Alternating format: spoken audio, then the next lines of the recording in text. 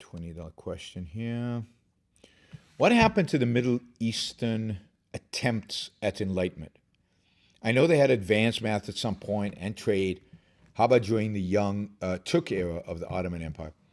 So the heyday of the Middle East enlightenment, if you would call it that, or kind of a renaissance, really, it's more Renaissance than enlightenment, was somewhere around, and I don't remember, I used to know the exact date, but I don't remember the exact date, something around 900 to, I'd say, 1100, 1150, although some of it remained in Spain into the 1200s. So this is definitely pre-Ottoman.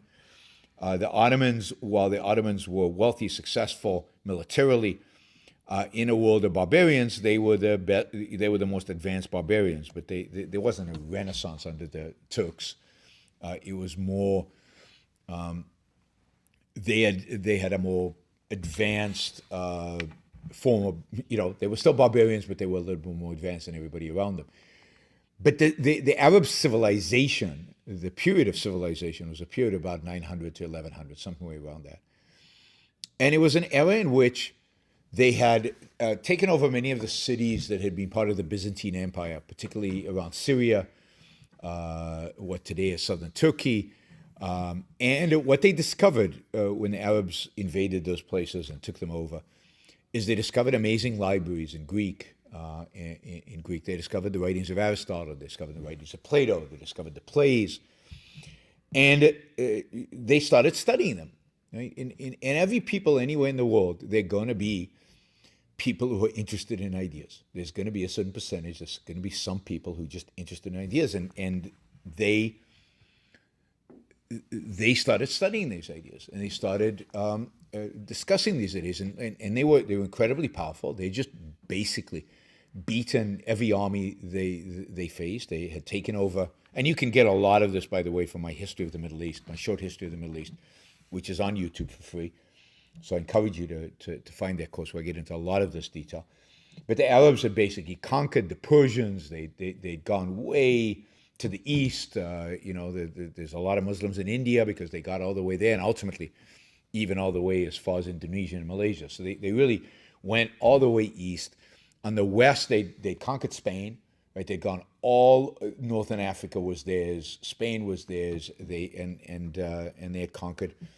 And the Byzantine Empire kind of stood in their way for a long time. Ultimately, it fell to the Turks. But there was a little enclave of Byzantine Empire. There was there, and then the north was kind of the Huns and the other kind of Germanic tribes that had defeated the Romans. But they were very confident. They had immense wealth because they, one of the virtues of Muhammad, although I'm probably going to be now lambasted on some social media for even saying that Muhammad had any virtues, but one of the virtues of Muhammad was he was a trader and he was rich. So in Islam, there's nothing against wealth. There's none of this easier for rich, harder for a rich man to get into heaven than a camel to go through the eye of a needle or something like that, right? There's none of that in Islam. Islam is generally pro-wealth, pro-trade. It's anti-money lending, but that's all religions, anti-money lending. But generally, Islam celebrated success and wealth. And as a consequence, certain Muslim scholars started reading Aristotle, reading Plato, reading the Greeks, really getting passionate about these new ideas that they discovered. And a whole generation, several generations, of Arab intellectuals arose out of that period. And, they were scientists and they were the mathematicians. And because they were connected to India, they could bring, for example, the number zero, which had been invented by the Indians, to the Middle East and ultimately into Europe. They invented double entry bookkeeping. They understood the human circulatory system way before. What was the British? There was a British biologist who discovered it. We just learned about this in Yeah. the talk. Yes, in I'm sure in the anatomy talk you heard about. But the Persians had this way before that. The Arabs had it way before because they had a civilization that was focused on science and reality, and they had studied their Aristotle, so there was even the pursuit of happiness in it. And for a while, they were translating the Greeks like crazy. They were building massive libraries all over the place, particularly in Baghdad. Baghdad became really the intellectual, cultural center of the world, much richer, much more vibrant, much more intellectual than anything the West had to offer at that period of time. And there was a series of philosophers. I have a book at home with all these Arab philosophers. And the main issue that they were struggling with, the main issue that the philosophers were struggling with, was the question of faith versus reason, the same issue that Aquinas was struggling with just a few hundred years later, the same issue that we're still, in a sense, struggling with philosophically. Faith versus reason. Where does truth come from, right? Is reason the means to truth, or is revelation the means to truth? And this was a hot debate. It went on until, including Maimonides and, many of the Arab philosophers of the time. At some point in Baghdad, there was a philosopher by the name of Al-Ghazali, who was the leading scholar of his time. So he was like the I don't know, the Plato of his time, or the Kant of his time. Not in terms of maybe the genius or the integration, but certainly in terms of influence. And Al-Ghazali was struggling with this question of faith versus reason. And the story is that he went into the desert to contemplate this question for several years. And he came back and he says, I've got the answer, right? And the answer is we have to abandon reason. Truth is all based on faith. I'm sure he meditated in the desert, probably because he didn't have enough water, and he saw the truth. The truth just imprinted itself on his brain. And given how prominent he was and how significant he was, that became the dominant view among Muslim intellectuals during this period.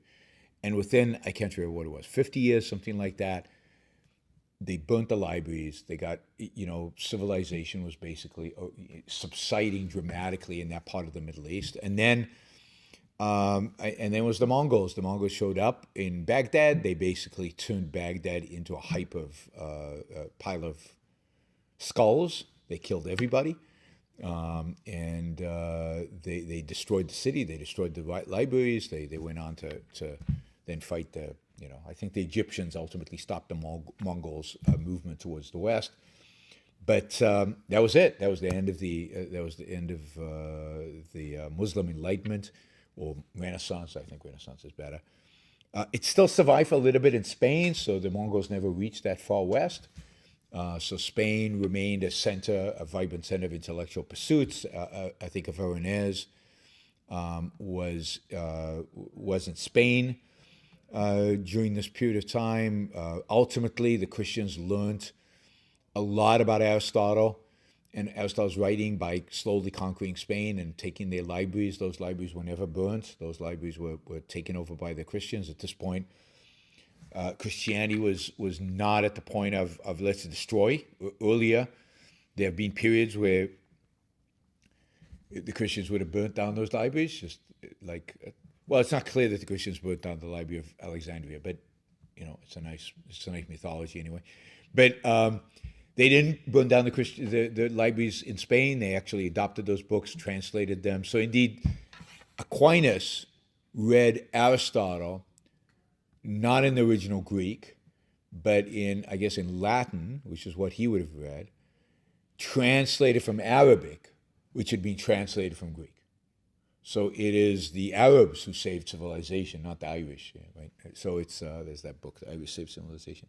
But the Irish did their job too, because the Irish in their monasteries had copies of books that had disappeared from the West. But most of the books that were discovered ultimately came from Spain, came from the Arab Renaissance that continued to survive and became very Aristotelian, right? The Jewish philosophers and Arab philosophers were dominantly Aristotelian philosophers. So when you read them, you can see that much more so. I mean, the Christianity is a Neoplatonic religion. And again, if you guys are interested in this, not so much in the Arab side of it, but in the side of the West, I highly, highly, highly recommend Cave in the Light. Cave in the Light is a great book that has this thread through Western history that is the battle between Aristotle and Plato, and shows the manifestations of Plato and Aristotle throughout the times. I mean, ultimately, he's maybe a little too friendly to Plato, although he's clearly Aristotelian, but I think he assumes there's more in Plato than I think there really is. But it's fascinating. You'll learn history, and you'll learn the influence of philosophy and history. And of course, the whole idea of Plato versus Aristotle. Where did you first hear about this? You didn't hear about it from Cave in the Life. Where did you first hear about it? Well, it first, I think I first heard about it, that kind of duality. I think Ayn Rand mentions it in For the New Intellectual. And Leonard Peikoff, the epilogue to Opa. The epilogue to Opa is about Ayn Rand's theory of history. And Ayn Rand's theory of history is that philosophy drives history. And which philosophy drives history? Well, he basically says history is a battle between Aristotle and Plato.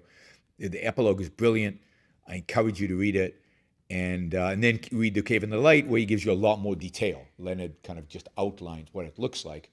So it's almost like The Cave in the Light took the epilogue from Opa and turned it into a book, right? It's a terrific book that I encourage you to read it. Okay, let's see. Thessie says, thank you for the best recall history lesson ever. Enlightenment, okay, hashtag Enlightenment, hashtag the battle. Sure, I don't know if that was the best ever, but Jose says, whenever I read a chapter in The Cave in the Light, I am pleased. Good. But yes, I mean, not all the chapters are equally good, but it's excellent. I highly recommend that book. I still haven't finished my second reading of it. I was listening to it and my headphones died, so I sent them off to be repaired. Hopefully I'll get them back. And to begin with, I wonder if I can ask you to capsulize. I know this is difficult. Can I ask you to capsulize your philosophy? What is Randism? First of all, I do not call it Randism, and I don't like that name. I call it objectivism. All right. Meaning a philosophy based on objective reality. Now let me explain it as briefly as I can. First, my philosophy is based on the concept that reality exists as an objective absolute, that man's mind, reason, is his means of perceiving it, and that man needs a rational morality. I am primarily the creator of a new code of morality which has so far been believed impossible, namely a morality not based on faith. On faith? Not on faith, not on arbitrary whim, not on emotion, not on arbitrary edict, mystical or social, but on reason, a morality which can be proved by means of logic, which can be demonstrated to be true and necessary. All right, all right. Now, may I define what my morality is? All right. Because this is merely an introduction. My morality is based on man's life as a standard of value.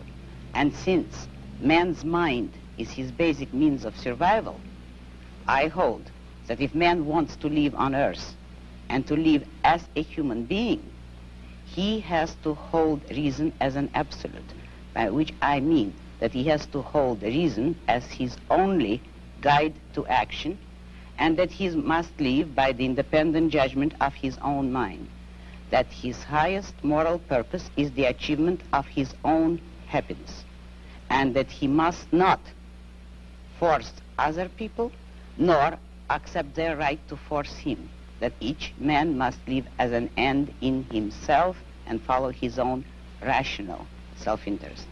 May I? All right, before we go on, reminder, please like the show. We've got 163 live listeners right now, 30 likes. That should be at least 100. I figure at least 100 of you actually like the show. Maybe there are like 60 of the Matthews out there who hate it. But at least the people who are liking it, you know, I want to see a thumbs up. There you go. Start liking it. I want to see that go to 100. All it takes is a click of a thing, whether you're looking at this. And you know, the likes matter. It's not an issue of my ego. It's an issue of the algorithm. The more you like something, the more the algorithm likes it. So, you know, and if you don't like the show, give it a thumbs down. Let's see your actual views being reflected in the likes. But if you like it, don't just sit there. Help get the show promoted. Of course, you should also share, and you can support the show at JeronBrookShow.com/support, or on Patreon or Subscribestar or Locals, and show your support for the work, for the value hopefully you're receiving from this. And of course, don't forget, if you're not a subscriber, even if you just come here to troll, or even if you're here like Matthew to defend Marx, then you should subscribe, because that way you'll know when to show up. You'll know what shows are on, when they're on. You'll get notified, right? So, yes, like, share, subscribe, support. Like, share, subscribe, support. There you go. Easy. Do one or all of those, please.